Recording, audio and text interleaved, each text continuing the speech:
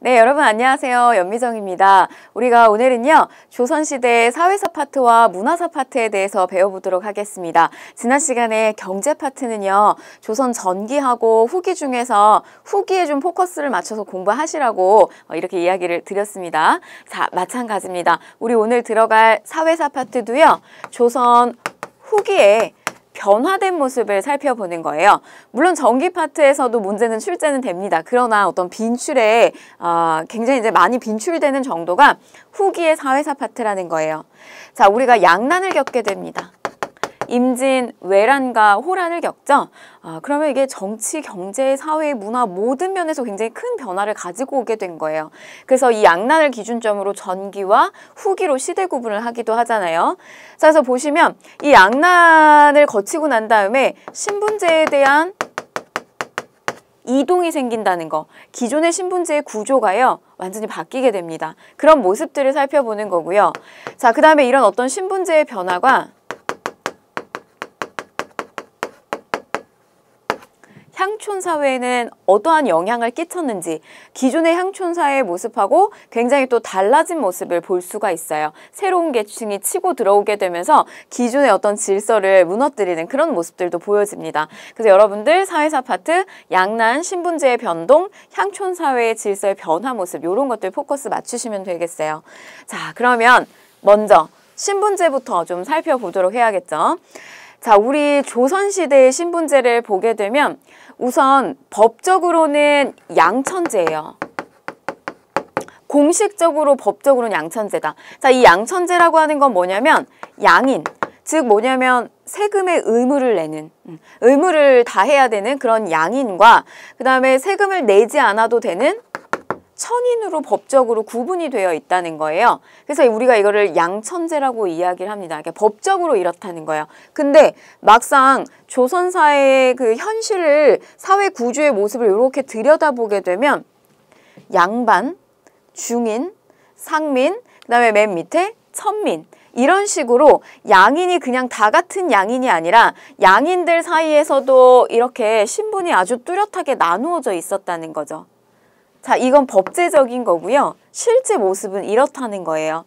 그래서 조선이라고 하는 나라, 양반이 주도권을 가지고 있는 양반사회예요. 자, 보시면 그럼 양반이라고 하는 건 뭐냐? 관료를 처음엔 뜻합니다. 과거 시험에서 문반과 무반, 그래서 이런 문무 관료를 우리는 처음에는 양반이라고 불렀는데, 이게 시대가 점점 지나가면서 자기 아버지 만약에 양반이에요. 과거에 급제했어요. 그러면은 거기에 있는 뭐 아내나 그 다음에 딸이나 자제들이나 전부 이 사람들의 그 가문까지를 다 뭐라고 하는 거예요? 저 따님은 양반이다, 이렇게 이야기를 하잖아요.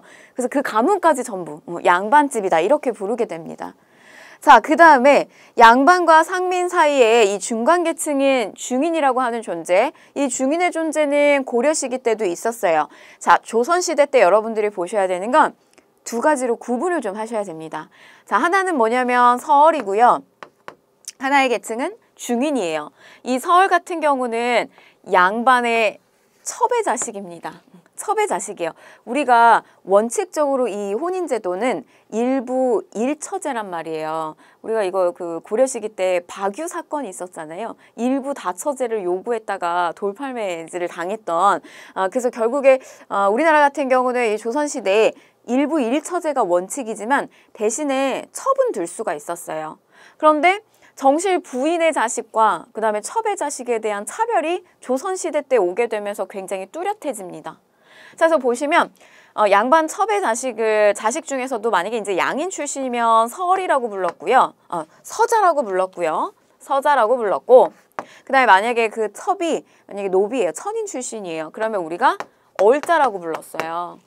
그래서 우리는 이들을 뭐라고 불렀냐면 서얼이라고 부르게 됩니다. 그런데 이제 이들이 갖고 있는 차별이 뭐였냐면 문과 응시가 안 됐다는 거예요. 자, 이 부분 중요합니다. 문과 응시가 되지 않았어요. 대신에 그래서 어디에 응시를 많이 했냐면 주로 기술직에 해당되는 잡과나 그 다음에 무과에 많이 응시를 하게 됩니다. 그러다 보니까 이들이 원래 기술직이 많이 들어가 있었던 이런 중인층하고 같이 중인층으로 이렇게 묶이게 된 거예요. 중간 계층으로. 그러나 사실 이들은, 이 서얼들은요, 양반의 집안에서 같이 공부를 하고 같이 생활을 했던 사람들이에요. 그러다 보니까 조금 이렇게 하급 출신의 기술관 출신이었던 이런 중인층하고는 같이 좀 이렇게 한데 묶이는 거를 별로 좋아하지는 않았어요. 자, 중인들, 향리, 그 다음에 역관, 기술관, 의관, 천문관, 주로 이제 잡과 시험을 거쳐가지고 들어오는 기술직들이 많이 있었다. 그래서 조선시대는 서얼과 중인, 이들이 조선 후기에 가게 되면 어떤 신분 변동을 가지고 오는지를 보셔야 되는 거예요. 자, 그 다음에 상민, 뭐 일반 농민이죠. 조세와 공납과 역의 의무를 지는 농민이고요. 그리고 수공업자, 상인들. 자, 그러나 상민들 중에서도 또 이런 계층도 있습니다. 신량 역천인데요. 양인이에요. 몸은 양인이지만 역이 어떻다는 거죠? 굉장히 천하다는 뜻이에요. 그만큼 역이 고대다.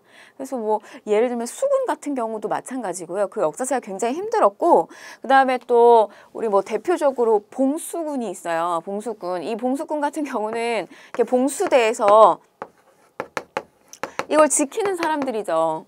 그래서 낮에는 연기로다가 어떤 위급성을 알리고요. 밤에는 횃불로다가 이걸 알리게 되는데, 불로 알리게 되는데, 이들은 물론 교대가 굉장히 많았어요. 굉장히 힘든 일이었기 때문에. 근데 이거는 어떤 국가의 위급한 상황을 바로바로 그때 알려줘야 되기 때문에 지키고 있다가 만약에 이렇게 깜빡 잠이 들거나 이러면 바로 이렇게 목이 댕강 날아가게 되는 굉장히 사실은 좀 고역이었던 일이었어요. 그래서 몸 자체는 법적으로는 양인이지만 역 자체는 굉장히 고됐던 이런 신량 역천들이 존재했다라고 하는 거예요.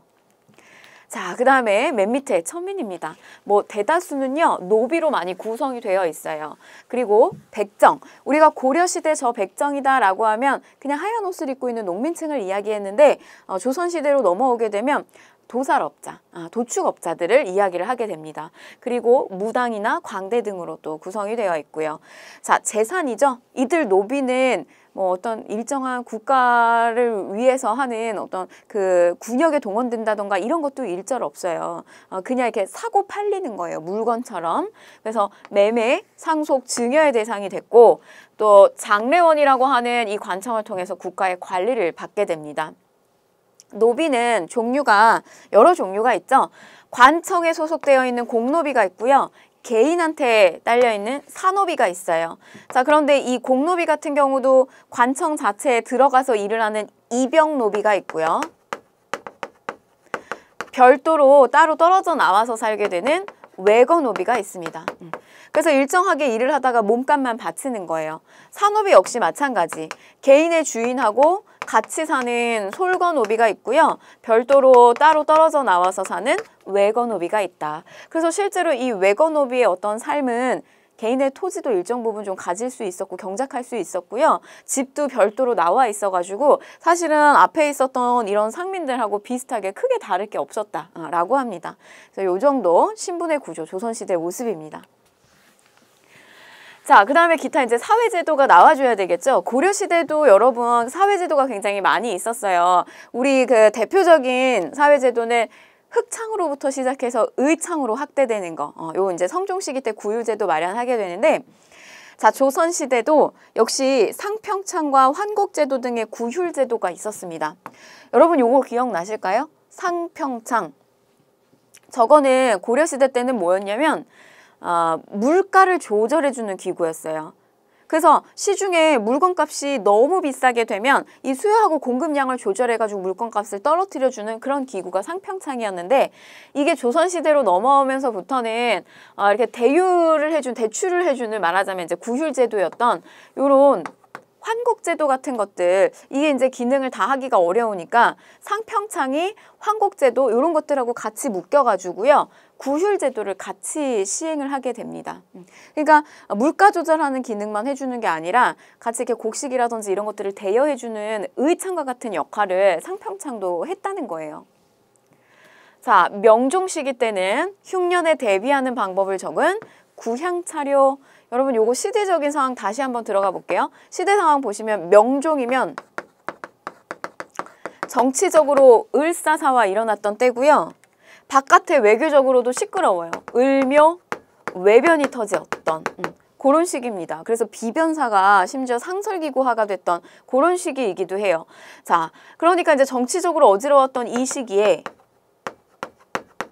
임꺽정의 난 이런 것들도 일어나죠. 백성들의 삶이 얼마나 굉장히 힘들었는지를 알 수 있었던 여러 사례들이에요. 자, 그때 뭐가 나왔다? 구황 차료가 나왔다. 꼭 기억하시는 게 좋습니다. 제가 시대적 분위기를 좀 보시라고 같이 설명을 드렸어요. 그래서 이렇게 먹을 게 없잖아요. 흉년이에요. 그럼 이 흉년을 어떻게 극복하면 좋을까에 대한 내용이 담겨져 있어요. 그래서 나무 껍데기를 이렇게 뜯어가지고 불려서 밥을 어떻게 해서 먹어야 되는지, 배를 어떻게 채워야 되는지, 그 다음에 도토리 같은 거 이런 것들로다가 배를 채우는 방법들, 이런 내용들이 들어가 있습니다. 근데 아직은 여러분 여기에 감자나 고구마와 같은 구황작물은 나오지 않아요. 그거는 조선 후기에 나오게 됩니다. 자, 그 다음에 의료제도로 약국이 있죠. 해민국, 그 다음에 또 환자 치료를 하는 동서, 활인서 같은 것들이 있었고요. 자, 조선 후기로 넘어갑니다. 조선 후기로 가게 되면요, 우리 앞에서 살펴봤던 그런 어떤 뚜렷한 신분제도, 양반을 중심으로 하는 어떤 이런 뚜렷한 신분제도가 굉장히 큰 변화를 가져오게 돼요. 자, 임진왜란을 겪게 되니까 완전히 이 국토가 황폐화되겠죠. 국가재정은 바닥이 납니다. 그리고 사실 이렇게 세금을 거둘 수 있는 어떤 호적 대장이랄지 이런 것들이 다 소실돼요. 그래서 이제 어떤 일을 벌이게 되냐면, 국가가 이제 국가재정을 확보하기 위해서 납속책, 돈이 있는 사람들이 돈을 일정 부분 내게 되면 돈을 받고 관직을 주는 제도들이에요. 그래서 납속책이라든지, 그 다음에 요 공명첩이라고 하는 거는 공을 세운 사람들한테, 저렇게 임진왜란을 겪고 난 다음에 공을 세운 사람들한테 이름을 이렇게 비워가지고 여기에다가 이렇게 이름이 비어져 있는 임명장을 좀 남발하는 거예요. 대신에 돈을 받고. 그래서 부유한 사람들한테 신분 상승을 굉장히 원하는 그런 사람들에게 바로 저런 납속이라든지 공명첩 같은 것들을 주게 되면서 국가는 재정을 확보하고 이들은 신분을 상승하게 되고, 이런 일들이 되게 많이 비일비재해 있었다는 거죠. 자, 보세요. 여러분, 앞에 그 전기의 신분 사회들 중에서 조금 집안에 그래도 돈도 있는데 자기의 신분에 대해서 좀 불만이 있었던 세력은 서울들이 굉장히 많았겠죠. 그래서 처음에는 납속과 저런 공명첩 같은 경우, 특히 납속 같은 경우는 서울들을 많이 활용하게끔 저렇게 했다라고 합니다. 자, 그 다음에 족보를 위조하는 방법도 있었어요. 이거는 합법적인 거라면 족보를 위조하는 거는 불법적인 거죠. 그래서 세금과 역 같은 거를 면제받기 위해서, 왜냐면 이제 양반이 되면 역을 안 지어도 된단 말이죠. 그리고 뭐 농민에 비해서 뭐 세금도 굉장히 많이 또 면제받는 경우들이 많았고, 그래서 자신들의 족보를 위조해요. 조상을 막 바꿉니다. 그리고 또는 그 유학 모칭이라고 해서요, 학생이면 우리가 역에서 배제될 수가 있었단 말이죠. 그래서 그런 것들은 이제 불법적으로 자행하는 일들이 많았다는 거예요. 양반이 증가하고요. 자, 그러면서 이제 양반층 내부에서도 분화가 이루어지게 되는데, 조선 후기는 여러분 한편으로는 우리가 이제 전쟁으로 인해서 완전히 상황이 바뀐 거예요. 그 다음에 또 한편으로는 계속해서 중앙에서 이렇게 붕당 정책이 막 일어나잖아요. 그러면은 그런 상황 속에서 권력을 잡은 권반이 생기고요. 그 다음에 그 중앙정계에서 배제돼서 밀려난 세력들이 생기죠. 예를 들면 동인이 주도권을 잡는다, 서인이 배제된다. 자, 그 다음에 서인이 주도권을 잡는다, 남인이 배제되죠. 그리고 막 북인이 뭐 중앙정계에서 쫓겨나고요. 이런 일들이 벌어지는 거예요. 그러면 권력을 잡은 일부 양반들을 제외한 다수의 양반들이 몰락해서 향촌으로 들어가는 향반이 생기고요. 그런데 오히려 일반 농민의 삶보다도 굉장히 더 못 사는, 경제적으로도 열악한 이런 잔반으로 또 분화가 되기도 합니다. 권반, 향반, 잔반이에요. 상민들은 점차적으로 감소합니다. 상민이 양반으로 신분 상승을 하게 되면서 그 수가 줄어들어서 국가재정은 감소하게 됩니다. 왜냐면 역이나 그다음에 조세를 납부해야 되는 그런 의무가 있는 상민들이 점점 양반으로 신분 상승을 하다 보니까 역시 국가재정도 감소를 하게 되는 거죠. 자, 그 다음에 농민층 역시 분화가 되는데요. 이 양반이 분화가 되는 것처럼 농민층도 분화가 돼요. 그래서 부를 축적한, 우리 지난번에 그 영농 기술을 잘 획득한 모내 기법 같은 거 잘 활용한 그런 농민들이 경영형 분농으로 성장을 하고요. 그런데 다 똑같은 혜택을 주지 않는다. 소수가 많은 땅을 광작을 하게 되면서 밀려나죠. 땅에서 밀려나게 돼요. 그러면서 빈농이 생기고요. 아예 토지에서 경작할 기회조차 얻지 못하는 임노동자가 생기게 돼요. 그래서 농민들 다수 소작농으로 전락하게 되면서 농촌 이탈해서 여기로 갑니다. 도시나 광산에 그냥 하루에 어떤 일용직, 임노동자 이런 존재들이 나타난다는 거죠. 부농, 빈농, 임노동자. 자, 그 다음에 맨 마지막에 천민인데요. 세금을 내는 상민층을 늘리기 위해서 노비종모법, 그 다음에 공노비 해방 같은 것들이 순차적으로 나오게 돼요. 자, 요거는 여러분 노비종모법은 영조 시기 때 이루어졌다라고 하는 걸 좀 기억하시고요. 그 다음에 공노비 해방이 일부 공노비 해방입니다. 요거는 이제 순조 시기 때 이루어져요. 그러니까 점차적으로 이 천인에 해당되는 노비들이 신분 상승을 할 수 있는 어떤 이런 기회들이 많이 생기게 되는데, 자, 항상 이걸 생각하셔야 돼요. 국가는 저 노비에 대한 정책은요, 국가의 정책의 방향에 따라서 달라지게 돼요. 국가의 입장에서는 어쨌든 세금을 낼 수 있는 양이 많은 것이 좋습니다. 그런데 당시 이제 이후에 노비들이 굉장히 많이 생겨요. 일부러 양반집 가문에서요, 양천 교원을 해서 노비들을 계속 이렇게 생산해서 집안에서 생산해서 만드는 그런 일들이 많이 자행이 됐어요. 그래서 이제 영조 시기 때 오게 되면 특히 여성의 양인하고 그 다음에 남성의 천인하고의 혼인들이 좀 많이 이루어졌는데, 그 무렵에 이제 영조 같은 경우는 양인을 많이 확보하기 위해서 노비 종모법을 실시합니다. 이거 쉽게 생각하시면 돼요. 종자가 뭐냐? 그러니까 천인이 태어났는데 엄마가 있고 양인 엄마가 있고 그 다음에 아빠가 천인이에요. 이 사이에서 태어났는데 자녀가 태어났는데 얘를 종자를 뭘로 할 것이냐, 즉 얘의 신분을 뭐로 할 것이냐라고 생각하시면 돼요. 그러면은 종모, 종자 누구 거예요? 엄마 종자 따른다는 거예요. 양인인 엄마의 종자를 따르게 된다. 그래서 웬만하면 나오는 천추를 전부 양윤화 시켜주는 거예요. 국가재정을 확보하기 위해서. 자, 그 다음에 이제 공노비 해방을 일부 실시하게 됩니다. 노비들이 도망가는 일들도 비일비재하게 많이 일어났어요. 전쟁통 끝나고 나면서 뭐 이런 이제 호적들 다 소실되고 하다 보니까. 그래서 더 이상 이제 국가에서 사실 통제하기도 어렵고요. 아예 그러니까 이들을 일부 그러니까 노비들을 더 이상 이렇게 쫓거나 다시 노비화시키거나 이러지 않고요. 점차적으로 양인으로 이렇게 풀어주는 이게 언제 일어났다? 순조 시기 때 일부 일어나게 됩니다. 그러나 우리나라에서 법적으로 이 노비 제도가 완전히 폐지되는 거는 언제냐면 가보 1차 개혁이에요. 그래서 이렇게까지 정리하시는 게 좋겠습니다. 자, 그 다음에요. 중인층이었던 자신의 신분에 대해서 불만이 많았던 이 서울들의 모습을 좀 한번 볼까요? 조선 후기 사회. 임진왜란 이후에 납소 공명첩, 관직에 진출할 수가 있었어요. 또한 정조 시기 때 굉장히 이제 인재 등용을 넓히죠. 그 어떤 범위를 굉장히 넓히게 되는데 이덕무, 유득공, 박제가 전부 서울 출신이에요. 그런데 조선 사회에서 이렇게 차별을 많이 받았던 서울들을 규장각의 정주의 어떤 상징이 되는 학문기관이잖아요. 규장각의 검서관, 책을 검토하는 이런 검서관으로 등용을 시키는 사례들도 나오게 됩니다. 점차적으로 신분 상승하고 있는 모습 보이죠. 자, 그 다음에 통청운동을 통해서 서울들이 문과에 응시하게 해달라. 우리도 문과에 응시하게 해달라.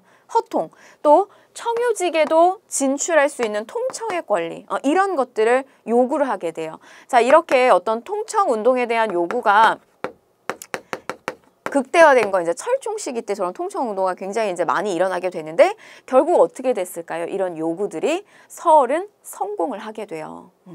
그래서 일면 이들이 그동안에 굉장히 어떤 첩의 자식이라고 하는 서름이 굉장히 있었는데 그런 것들이 정조 그리고 뭐 앞에 이제 사실은 영조 때부터 순차적으로 좀 이야기가 나오는데요. 영조, 정조 그리고 철종 시기 때 가게 되면 이런 부분에 어떤 그 한을 풀게 됩니다. 자, 그럼 기술직은 어떻게 됐을까요? 같은 중인이에요. 그러면 이제 서울은 성공했는데 기술직은 어떻게 됐을까? 자, 철종 때 신분 상승 똑같이 추구해요. 서울들의 모습을 보고 자극을 받아요. 그런데 결국에 이 기술직은 실패하게 됩니다. 통청운동 실패하게 돼요. 자, 그러나 이게 이제 결국에는 실패했지만 어떤 전문직으로서의 자신들의 어떤 입지나 위치를 알리는 계기가 돼요. 저 통청운동 자체가.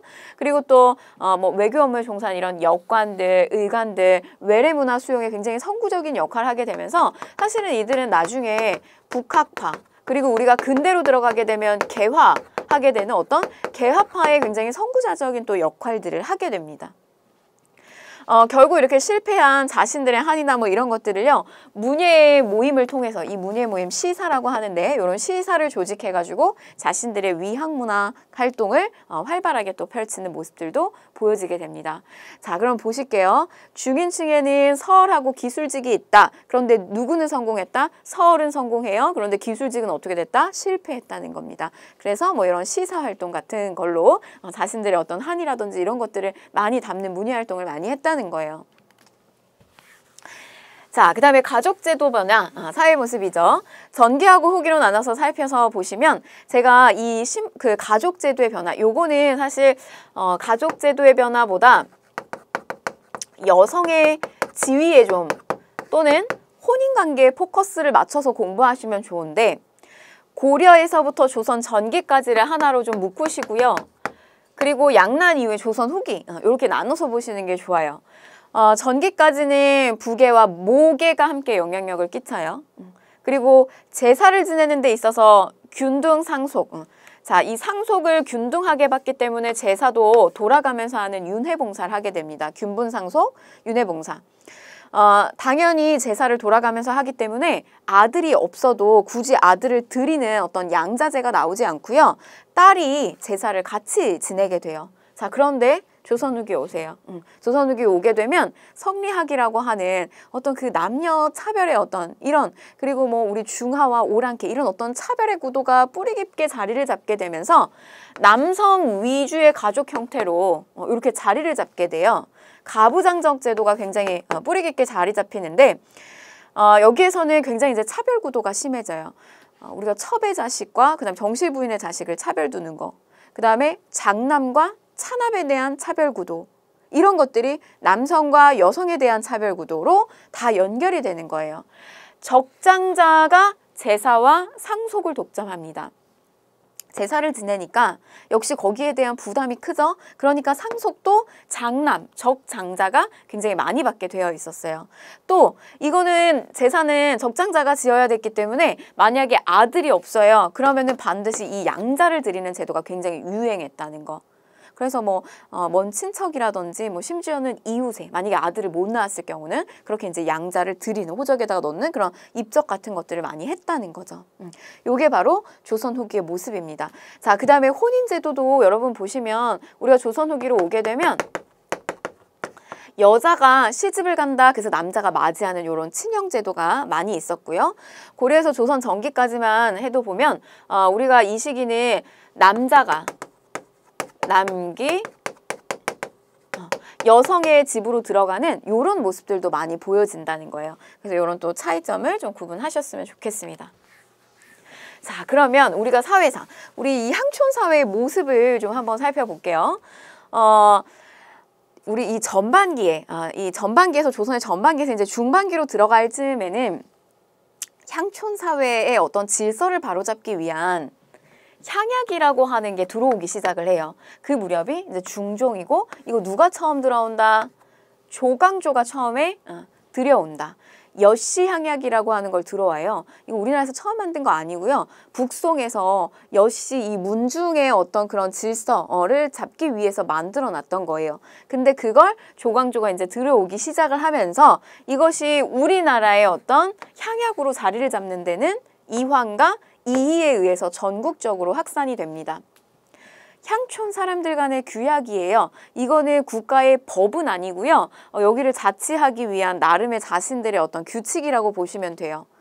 간부를 우리는 약정 또는 부약정, 직월 이런 어떤 간부의 명칭들이 보여지고요. 주로 지방에 있는 사족들이 주요 역할들을 맡게 됩니다. 자, 여기에 들어가는 사람들, 여기에 가입하는 사람들은 양반부터 천민까지 전부 다 들어가요. 여기에 여성, 어린이, 그러니까 모든 사람들이 다 들어간다라고 보시면 되겠어요. 특히 이제 임진왜란이 끝나고 난 다음에는 굉장히 어떤 이 향약이 굉장히 자리를 잘 잡게 됩니다. 어지러운 어떤 그 사회 분위기 속에서.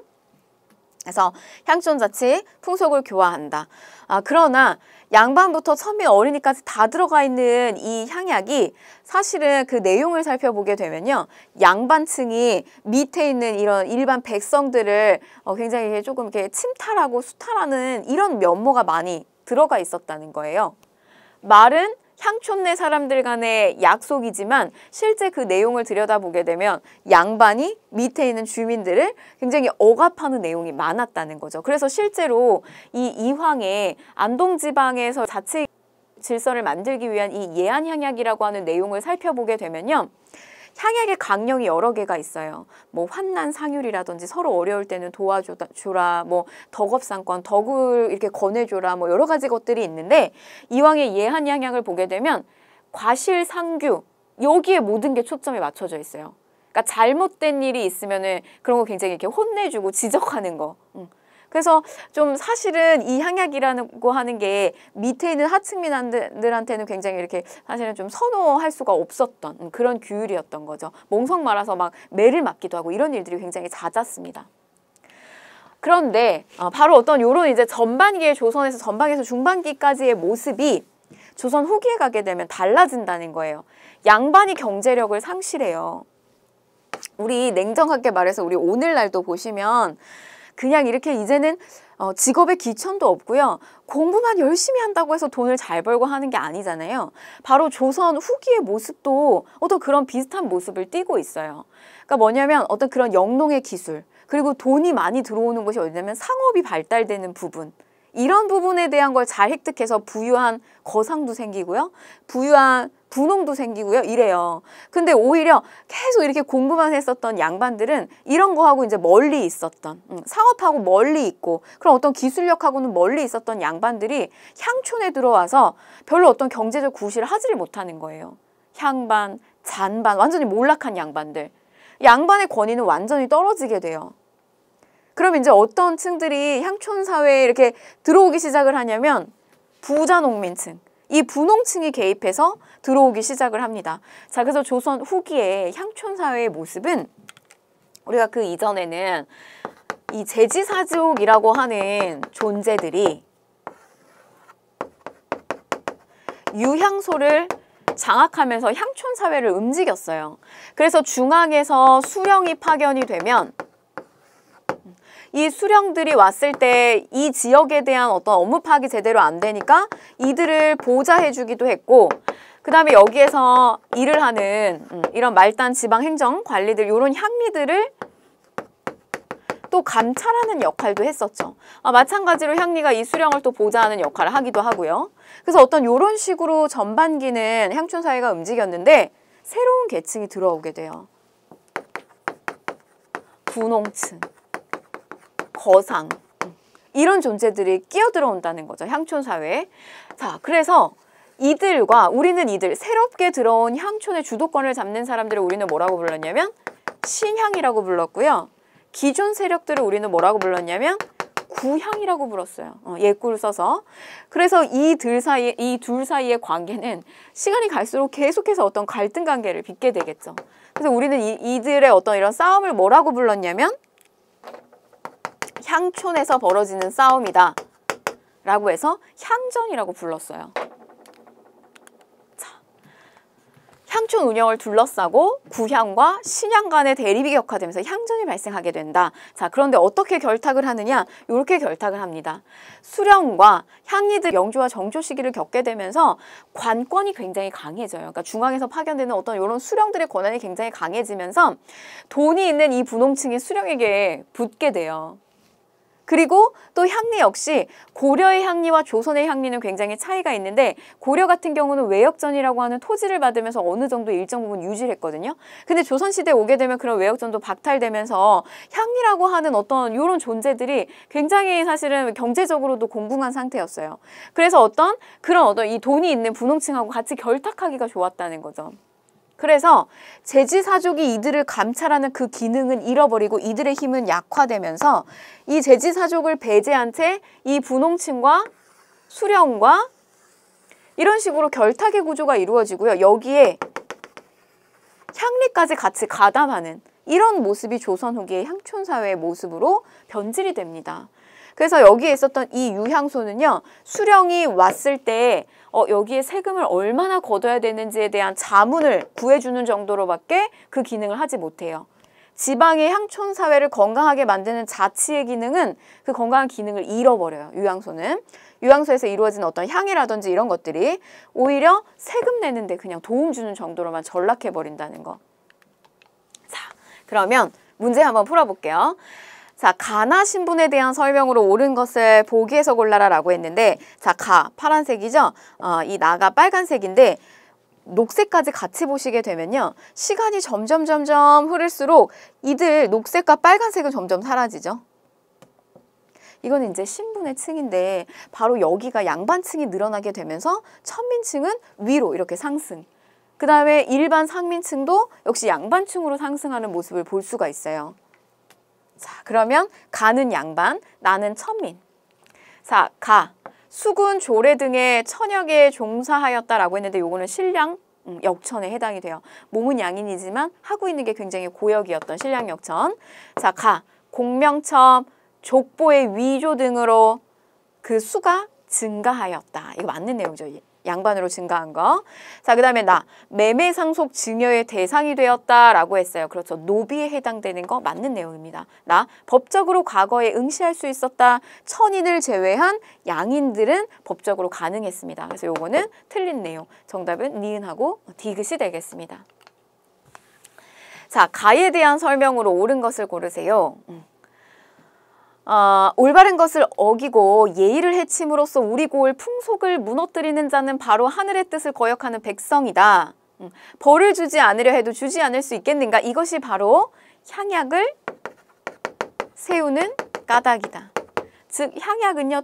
초기의 처음 모습은 저렇게 벌을 주는 저런 모습이 굉장히 많았다는 거죠. 태계. 자, 그 다음에 향약에 가입하기를 원하는 자에게는 반드시 먼저 규약문을 보여 몇 달 동안 실행할 수 있는가를 스스로 헤아려 보게 한 뒤에 가입하기를 청하였다. 향약. 자, 넘어갈게요. 1번. 자수와 별감을 두어서 운영하였다라고 했는데 요거는 유향소에 해당되는 거죠.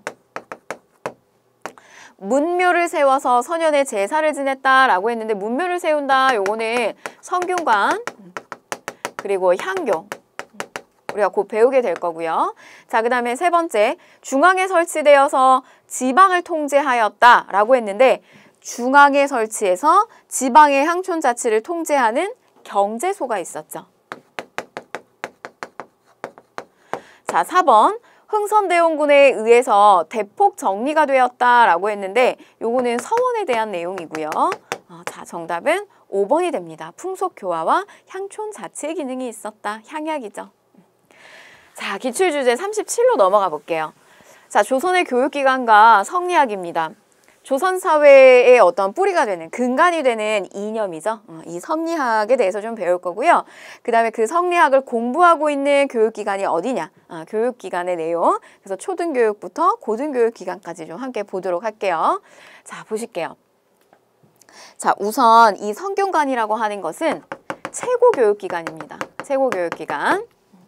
한양에 설치된 최고의 학부, 오늘날로 치게 되면 대학교 같은 거라고 생각하시면 돼요. 성균관. 그리고 이 성균관은 옛날 고려시기 때로 들어가게 되면 국자감이에요. 그게 이제 변화가 된 거고 조선시대 성균관으로 자리를 잡게 됩니다. 그럼 성균관에는 어떤 사람이 입학을 하느냐? 과거 시험을 봐요. 근데 여러분 문과 시험 보게 되면 속과가 있고요. 그 다음에 대과가 있죠. 속과에 합격한 사람들이 성균관에 입학을 할 수 있었다. 속과에 합격을 하게 되면 생원과 진사과가 있었어요. 합격하면 생원이 되고 진사가 되죠. 그래서 여기에 합격한 사람들, 관리들, 이런 사람들이 성균관으로 입학이 가능했어요. 그리고 성균관에서 공부도 하고 또 이 성균관에서 욕심이 더 생기면 우리가 대과에 응시를 할 수도 있었잖아요.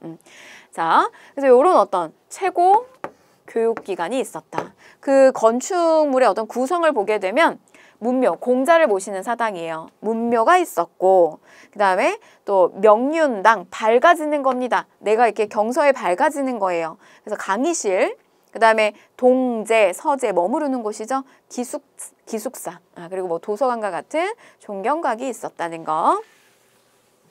자, 그러면 여러분 이게 최고 교육기관이라면 여러분 우리가 이제 중등교육기관에 대해서 좀 보셔야 되는데요. 성균관에서 아래로 이렇게 초등교육기관으로 내려가는 상황으로 좀 살펴보도록 할게요. 여러분들이 만약에 서울에 있어요. 중앙에 있다. 또는 지방에 있다. 그러면은 우리가 중등교육을 받으러 가는 교육기관이 달라지게 되는데 우리가 중앙에 있다라고 하면 어디로 가냐면 사부학당으로 가게 됩니다.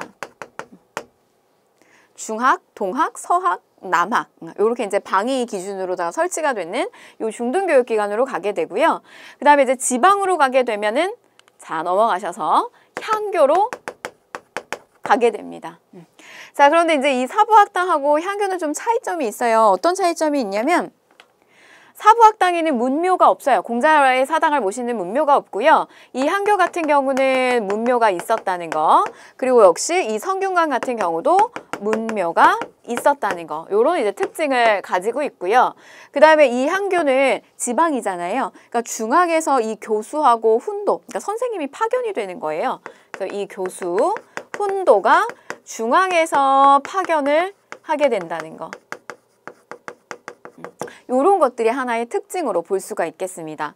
향교는 지방의 행정구역에 따라서요. 부목 9년에 따라서 각각 하나씩 설립이 되는 중등교육기관이었고 구조는 보시면 명륜당 있고요. 서재, 동재. 역시 마찬가지로 그 성균관의 모습하고 비슷해요. 자, 그 다음에 뭐 성현에 대한 제사, 또 지방면의 교화를 담당하기도 했다. 특징은 교수하고 훈도가 파견이 됩니다. 자, 그 다음에 사립교육기관으로는 서원이 있었어요. 자, 우선 여러 번 지금 최고교육기관, 그 다음에 중등교육기관, 그 다음에 초등교육기관으로 먼저 간 다음에 우리가 저 서원을 보도록 할게요. 자, 다시 이렇게 넘어가셔서요.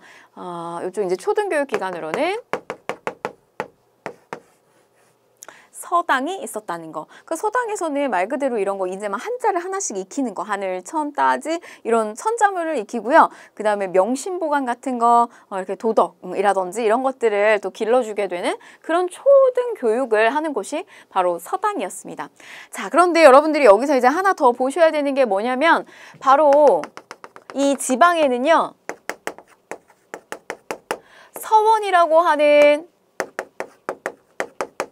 사립교육기관이 있었다는 거예요. 이 서원은 처음에는 지방의 이제 사림들이 자기 이제 스승들을 모신 어떤 선현의 제사와 또 특히 성리학을 연구하기 위한 교육기관으로 만들었어요. 근데 이거 만들었을 때 쉬웠을까요? 굉장히 어려웠어요. 순탄치가 않았어요. 왜냐하면 지방에는 이미 향교가 있어요. 그런 어떤 같은 기능을 하고 있는 향교가 있단 말이죠. 그러니까 사람들이 처음에 이 서원을 세운다고 했을 때 아니 굳이 향교가 있는데 왜 서원을 세우냐라고 하면서 별로 이렇게 지지를 많이 안 해줬다고 해요. 자, 그럼 맨 처음에 서원의 시초 누가 세웠냐면 당시에 이제 영주 지역 풍기군수로 왔었던 주세붕이라고 하는 인물이 처음 세우게 됩니다. 백운동 서원을 처음으로 세우게 돼요. 우리가 충렬왕, 고려 충렬왕 시기 때 성리학을 처음으로 들여온 인물이 있었어요. 그 인물이 누구냐면 안향이라고 하는 인물이에요. 그 안향이라고 하는 인물을 이렇게 모시면서 백운동 서원을 처음으로 시작을 하면서 서원을 열리게 됩니다. 그러니까 개인 어떤 사립학교, 사립학원 뭐 이렇게 생각을 하셔도 돼요. 그래서 백운동 서원을 처음 열게 되는데 나중에 저 풍기 군수 주세붕 다음으로 후임자로 온 사람이 누구냐면 이황이었어요. 그래서 이 이황이 왔는데 백운동 서원을 보니까 학생들이 굉장히 열심히 공부를 하고 분위기도 좋고 이 서원의 가능성을 보게 된 거예요. 그래서 이 이황은 국가로부터 우리를 좀 전폭적으로 지원을 좀 해달라라고 하는 어떤 요구를 하게 돼요. 그래서 국가로부터 처음으로 이 백운동 서원이 그 편액을 받게 되고요. 그 다음에 여러 가지 재정적인 지원도 받게 됩니다. 그래서 당시에 이제 편액을 받으면서 이 서원의 명칭을 뭐로 바꾸게 되냐면 소수 서원이라고 하는 명칭으로 바꾸게 되는 거예요. 그래서 말하자면 이제 우리 어떤 최초의 서원이 뭐냐? 백운동 서원이고요. 그게 이름이 바뀐 게 소수서원이라고 보시면 되겠어요. 이황의 소수서원입니다. 꼭 기억을 하셔야 되고요. 자, 그런데 처음에 이 서원은 이렇게 좋은 목적으로 실시가 됐어요. 성리학을 공부하는 어떤 연구기관으로서 처음에 만들어졌는데, 그런데 이게 굉장히 이제 나중에는 오히려 붕당의 소굴이 되는, 그리고 또 이 소수성을 국가가 많이 지원을 또 하다 보니까 여러 가지 노비가 많이 들어가기도 하고 또 면세, 세금에 대한 면세가 이루어지고 이러다 보니 백성을 수탈하는 일들이 굉장히 많았다는 거죠. 흥선대원군 때부터는 대부분이 철폐가 됩니다. 영조 때 한번 건드리죠. 서원 정리가 들어가요. 그리고 흥선대원군 때 47개소만 남기고 나머지를 철폐를 하게 됩니다.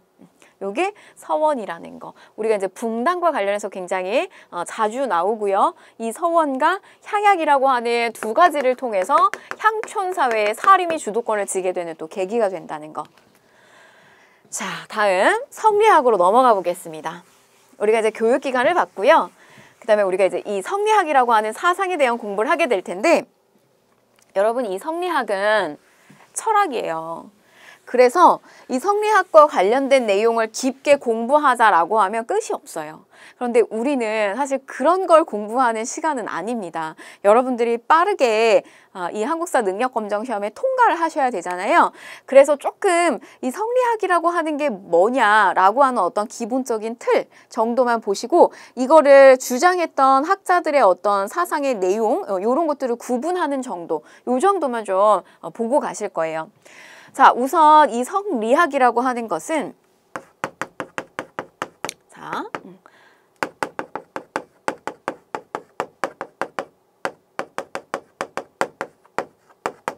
우리가 처음에 유학이라고 하는 거 처음에 공자로부터 나와요. 그래서 우리가 이 공자의 어떤 그 도덕을 강조하는, 그리고 국가를 이렇게 통치하려고 하는 시스템으로서 이 유학이라고 하는 게 처음 나오죠. 그래서 우리는 이 유학을 뭐라고 불렀냐면 공자의 유학을 원시유학이라고 부르고요. 그 다음에 우리가 이제 여진 금나라의 침입을 받게 되면서 송나라가 이 함저우 지역 일대로다가 이렇게 밀리게 되잖아요. 그러면서 이때 철학적으로 저 유학이 굉장히 깊어지게 되는데, 남송의 주희라고 하는 인물이 바로 집대성한 것이 뭐냐면 그게 바로 주자 성리학이 되는 겁니다. 그래서 우리는 이 주자 성리학을 뭐라고 부르냐면 원시 유학과 비교해서 새로운 유학이다. 그리고 우리가 요 중간에는 훈고학이 또 있었죠. 새로운 유학이다. 이렇게 이야기를 합니다. 굉장히 이제 철학적으로 깊어지게 되는 거예요. 도대체 우리가 그렇게 우리보다 훨씬 이렇게 약소국이었던 이 금나라의 침입을 받아서 우리의 수도가 이렇게 남쪽으로 밀리게 된 이유가 뭘까? 도대체 이 우주가 돌아가는 어떤 우주의 원리라고 하는 게 뭘까? 그러면 이 우주의 작은 소우주로 보고 있는 이 인간의 어떤 존재는 뭘까? 인간의 심성에 대해서 아주 깊이 있게 탐구를 하기 시작해요. 즉, 본성이라고 하는 거. 우주의 이치를 굴리고 있는 이 본성이라고 하는 것이 도대체 뭐로 이루어져 있느냐? 근데 거기에 대한 논쟁이 이 두 가지를 가지고 계속해서 논쟁이 이루어지거든요. 그 본성은 바로 이 이치. 아주 이렇게 어떤 사물의 근원적이고 불변하고 근원적이고 어떤 그 원칙에 해당되는, 절대로 변화하지 않는 그런 어떤 본질적인 거에 해당되는 리라고 하는 것이 있고요. 그 다음에 어떤 경험과 가변성이 있고 변화에 대해서 움직이게 되는 어떤 이 기라고 하는 거 존재. 바로 이런 것들이 어떤 게 더 주가 되느냐에 대한 논쟁이 붙은 거예요. 어떤 우주에 대한 원리에 대한 어떤 이치 탐구를 하는 데 있어서. 자, 그런데 이런 논쟁을 좀 여러분들 좀 쉽게 다시 한번 좀 표현을 해보자면,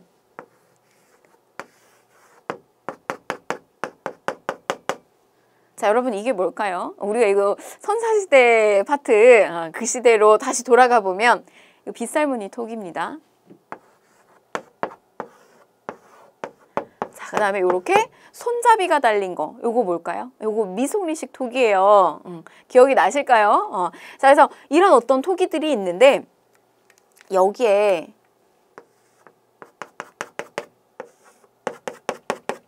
이렇게 물이 담겨져 있어요. 바로 성리학에서 불변하고 본질에 해당되는 이 리라고 하는 것은 절대 변하지 않는 이 물과 같은 거라고 생각을 하시면 돼요. 본질은 변하지 않아요. 그러나 보세요. 이걸 담고 있는 그릇의 모양에 따라서 이 틀에 따라서 상황은 또 달라질 수가 있어요. 바로 이 겉에 감싸고 있는 이런 어떤 틀과 같은 것을 우리는 기라고 합니다. 그런데 이제 어떤 학자들은, 이 성리학자들은 바로 이 본질에 해당되는, 그러니까 또 이 우주를 돌리는 어떤 원리는 바로 이 본질에 해당되는 이 근원적인 것이 굉장히 중요하다고 주장을 하고요. 어떤 이는 아니다. 이 본질 물론 중요하지만 겉에 담고 있는 이 틀을 절대로 무시할 수 없다. 인간의 경험이라든지 이런 것들을 절대 무시할 수 없다라고 봐요. 자, 바로 이런 어떤 본질에 해당되는 리를 강조한 사람이 누구냐면 바로 이걸 이제 처음에 이제 선구자적 역할을 했던 사람이 이현적이에요. 성리학자 이현적. 그리고 이런 어떤 리를 중심으로 하는 성리학을 집대성한 사람이 누구냐면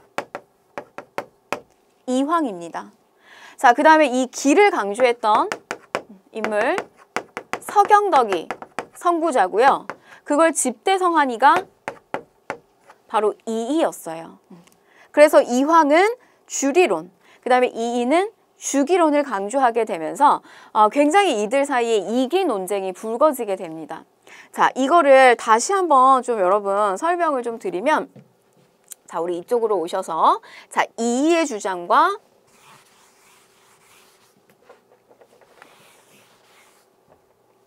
자, 이이의 주장과 이황의 주장을 좀 다시 정리를 해보면요.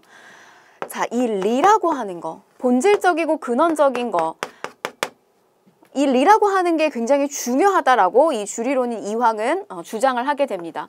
그러나 기의 존재를 알고 있어요. 그렇지만 이 이황은 뭐만 중요하다고 보냐면 이 리라고 하는 것을 굉장히 중요하게 보는 거예요. 바로 주리론. 자, 그 다음에 이이 같은 경우는 리가 중요하다라고 하는 거 안다. 그러나 뭐도 절대로 무시할 수가 없냐면 이 기라고 하는 것을 무시할 수가 없다고 봐요. 그래서 이 리와 기는 둘 다 중요하다고 보는 것이 주기론의 입장이에요. 그래서 이런 차이가 있습니다. 그럼 여러분, 그래서 이이 같은 경우는 어떤 주장을 많이 하냐면 자꾸 사회 제도에 대한 개혁, 이런 것들을 강조하게 돼요. 그러니까 본질적인 것이 있지만 자꾸 우리가 뭔가 이제 우리가 발전을 해야 되고 어떤 국가의 위기가 왔을 때 새로운 개혁안을 제시해서 계속해서 어떤 인간의 경험 그리고 시스템에 대한 변화를 통해서 사회를 움직여야 된다라고 보는 거예요. 기. 우리가 왜 사람한테 기운이 난다라고 하잖아요. 그러니까 보세요. 제가 있고 여기 카메라 감독님이 있는데 우리 여기 보시면 본질에 해당되는 거는 뭐냐면 우리가 공통점에 해당되는 거는 뭐냐면 우리가 인간이라고 하는 공통점이 있어요. 절대로 바꿀 수 없죠. 그 본질에 해당되는 것이 바로 리예요. 이황은 이 리가 굉장히 중요하다고 했던 사람이고요. 그런데 이 주기론을 강조했던 이이나 서경덕 같은 분들은 본질에 해당되는 우리가 사람이라고 하는 공통점이라는 거 중요하지만 우리가 겉에 쓰고 있는 이 틀 있잖아요. 저는 또 강사고 그 다음에 이렇게 겉에 쓰고 있는 여성이라고 하는 탈, 그 다음에 카메라 감독님이라고 하는 어떤 그 또 직업, 그 다음에 겉에 이렇게 쓰고 있는 틀, 이런 게 서로 다르다는 거예요. 그래서 이 이는 본질도 중요하지만 절대 뭘 무시할 수 없다? 겉에 있는 틀이 이 틀을 절대 무시할 수 없다라고 이야기해요. 그래서 이의 주장 중에 대표적인 게 뭐가 있냐면 이통 기국론이 있어요. 즉 리라고 하는 본질적인 것으로 통하지만 뭐에 국한될 수 있다? 기라고 하는 것으로 국한될 수 있다고 보는 거예요. 자, 그런데 이황은 뭐라고 이야기를 하냐면 리가 중요하다. 이거가 굉장히 중요하다고 보는 겁니다. 바로 이런 어떤 이기 논쟁이 굉장히 많이 일어나게 됐다는 거. 자, 보실게요. 서경덕, 이현적. 제가 이황과 이이랑 연결시켜서 설명을 드렸고, 자, 이 조식 같은 경우는 좀 계통이 달라요. 서경덕 밑에서 당연히 이제 공부를 같이 이 조식하고 이황이 같이 공부를 어떤 문화생으로서 공부를 하긴 했는데 이황하고 조식의 색깔이 조금 다릅니다. 조식 같은 경우는요. 이 실천성을 굉장히 강조했던 사람이에요. 학문의 실천성. 그래서 그냥 이렇게 경서만 보고 읽는 거를 중요하게 생각한 것이 아니라 실천해야 된다라고 본 거예요. 경과 의를 강조했다. 그래서 저 조식의 밑에서 공부한 사람들이 임진왜란이 터졌을 때 의병으로 나서요. 이렇게 직접 나서서 활동을 하게 됩니다. 정인홍, 곽재후 이런 사람들이 전부 조식의 제자였어요. 그래서 특히 저렇게 북인들이 임진왜란 때 이런 활약을 많이 해서 입지를 굉장히 정치적으로 다질 수 있었고 또 광해를 올리게 되면서 이제 왕으로 또 배출을 하기도 했다는 거죠. 자, 태계 이황입니다. 나머지는 여러분들 보시면 되겠고요. 이 저수란 책을 좀 하나 보셔야 되는데 자, 이 구도를 살펴보시면 이거를 왕과 신료의 모습으로 비교를 할 수가 있어요. 자, 이 리라고 하는 것은 왕으로 보시고 이 기라고 하는 것을 신하로 보는 거예요.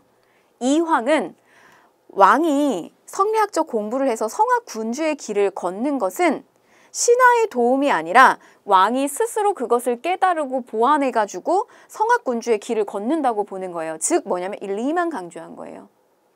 그래서 그러한 어떤 요체를 담은 것이 뭐냐면 성학십도예요. 군주가 스스로 길을 걸어서 가는 것. 왕이 신하의 도움 필요 없다.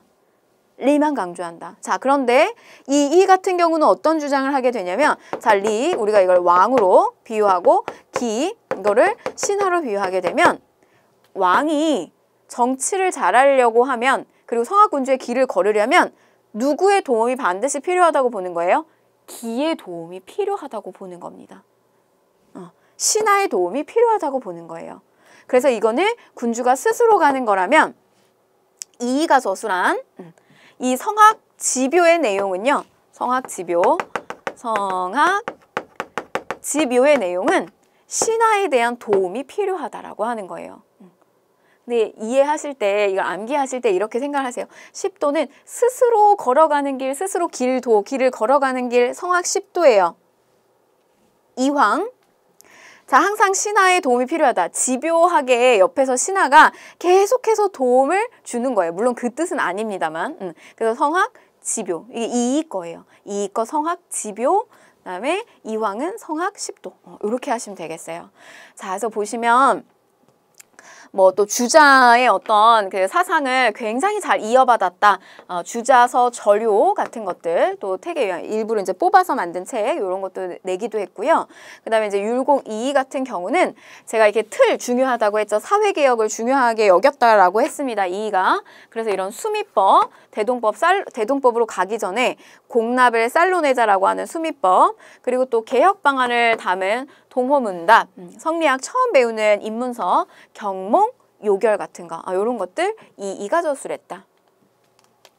자, 그런데 이런 여러분 성리학이 너무 지나치게 성리학의 의견만 옳다라고 하는 너무나 이렇게 절대화되고 교조화되는 심지어 교조화까지 되는 이런 현상에 제동을 거는 사람들이 나타났어요.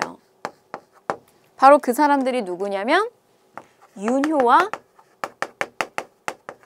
박세당 같은 인물들이 등장을 하게 됩니다.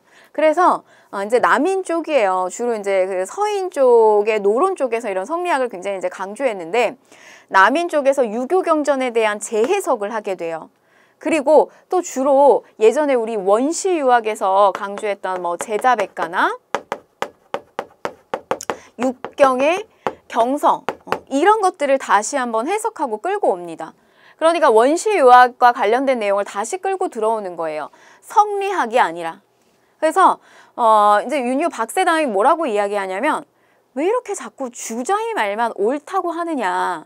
만약에 공자가 살아난다면 내 말이 옳다고 할 거다.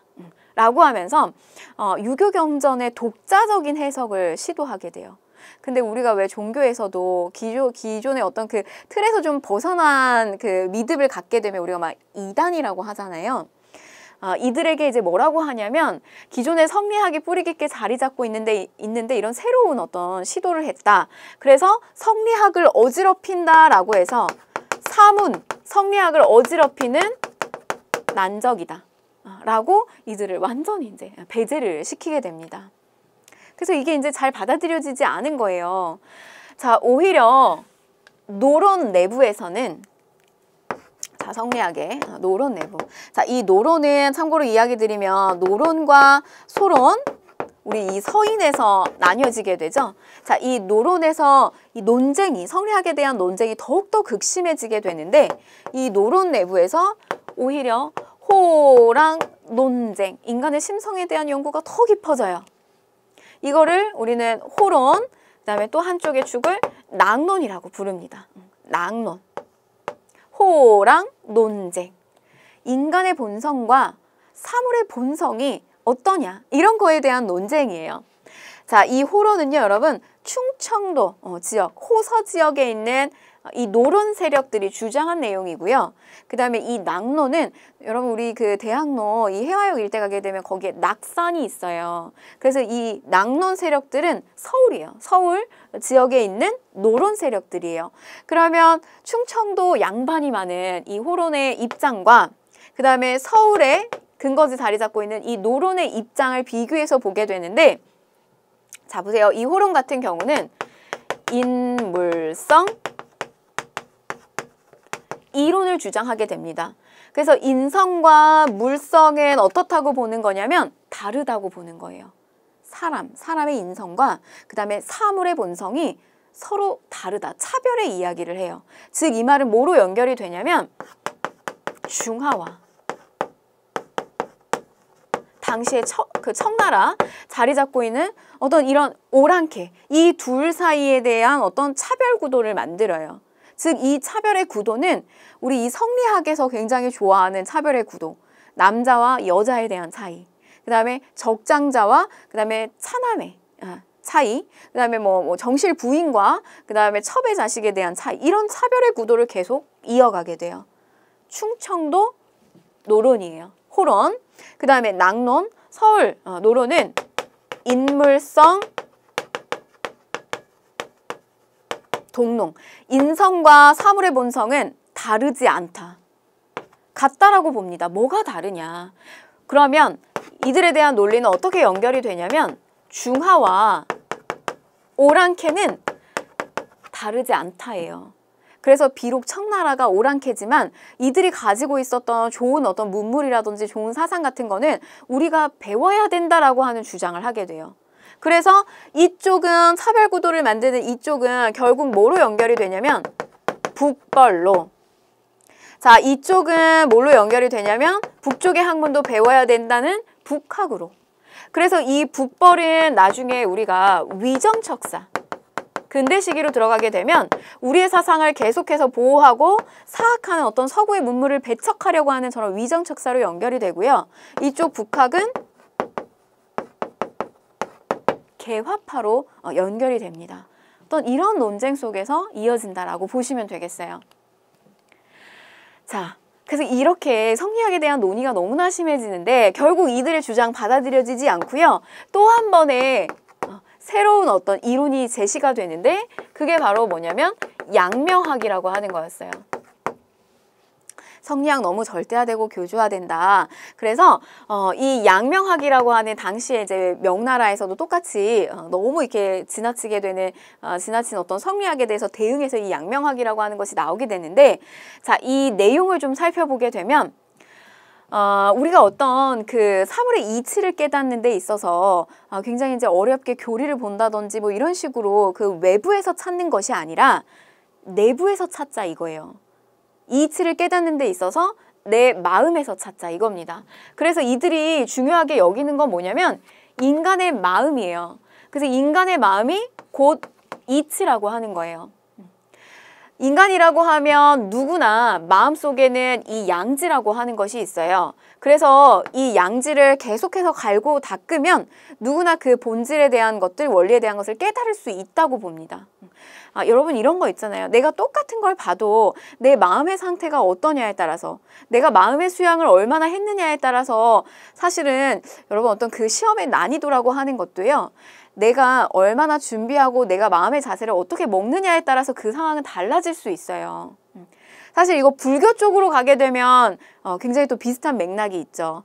원효가 동굴에 갇혀가지고 동굴에 이제 발이 묶여가지고 전날 목이 말라서 주변에 있는 물을 마시게 됐는데 그게 아침에 일어났을 때 해골물이 됐어요. 그래서 그게 완전히 인식에 따라서 그 전날에는 나한테 갈증을 해소해 줄 수 있는 달콤한 물이었지만 그 다음날 내가 보니 이거는 완전히 썩은 인골 물이었잖아요. 그런 어떤 내 마음이 굉장히 중요하다는 거예요. 본질을 깨닫는 데 있어서.